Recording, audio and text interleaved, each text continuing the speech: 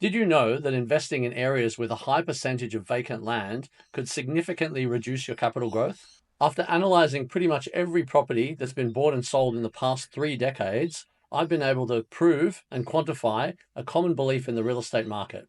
That is, that more vacant land being sold in an area, the less capital growth existing properties tend to achieve. But let's really quantify this. How much vacant land and how far away? Here is the key finding.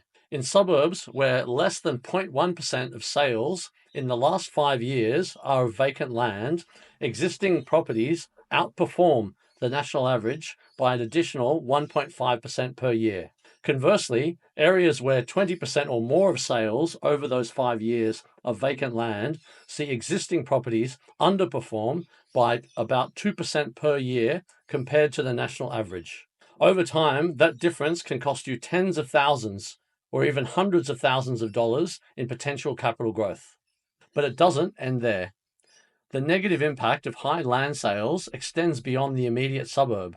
Properties within a 7-kilometre radius of high land sales areas also experience reduced capital growth. So even if your suburb has low land sales, nearby developments could easily affect your property's value. The effect is more pronounced when you're close to a capital city CBD. As you get 150 kilometers away, vacant land becomes less of a difference on capital growth. This is because major cities have all the amenities, whereas with small towns, having housing growth can actually mean more amenity, therefore a more attractive town to live in. It's also worth noting, actually, that some amount of land sales is still good for capital growth. It's all about finding the sweet spot. Let's look at 2 real-world cases to illustrate the effect. But Bulgarra and Geraldton in WA. Bulgarra, from 2011 to 2014, around 20% of property sales were vacant land. This influx of new land within 7 kilometres led to a decline in capital growth for existing properties. Property values not only stagnated, but actually declined significantly, underperforming the national average by up to 20%. You can see a clear inverse correlation.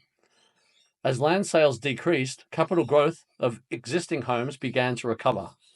Eventually, properties in Bulgarra started to outperform the national average, but only after surplus land supply had been diminished.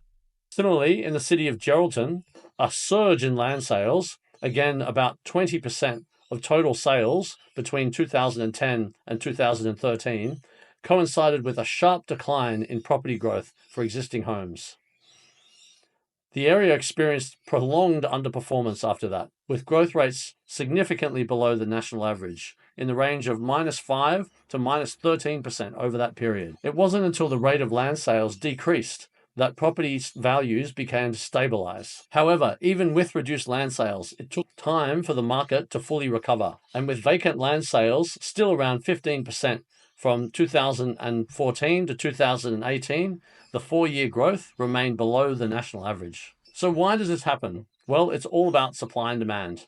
When there's an influx of new vacant land for sale, supply increases. Development of this land means housing options become more available to buyers. Demand dilutes. Existing homes face more competition, reducing their appeal, and price growth thus slows or decreases.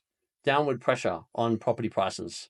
So, how should you consider this in your buying process? To protect and maximize your property's growth potential, consider these steps. Investigate land sales activity. Check the proportion of vacant land sales in the area and surrounding suburbs. High percentages is a red flag. Assess surrounding areas. Leverage detailed suburb profiles and analytics, like Microburbs suburb reports, and check nearby development applications. 3. Ask the right questions. When speaking with real estate agents or other advisors, inquire about upcoming land releases and how they might impact the market.